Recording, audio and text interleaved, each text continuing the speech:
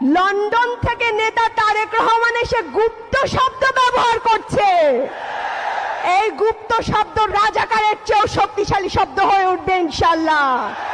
এই গুপ্ত শব্দ দিয়েই আমরা জোটকে ইনশাল্লাহ বিজয়ের পক্ষে নিয়ে যাব ইনশাল্লাহ। শুনেন, এইসব শব্দের রাজনীতি খেলেন না, এগুলো শেষ হয়ে গেছে। আপনি যখন লন্ডন থেকে আসছিলেন, তারেক রহমান যখন লন্ডন থেকে আসছিলেন, তখন আমরা অনেক আশা নিয়েছিলাম যে উনি বোধহয় দেশের উন্নয়নমূলক কাজ করবেন, ভালো কথা বলবেন। কিন্তু তিনি কোন স্তরের কথা বলছি সেটা আমার বলতে দ্বিধা লাগছে। একজন নেতার মুখে, ওই স্তরের নেতার মুখে এরকম গুপ্ত শব্দ মানায় না।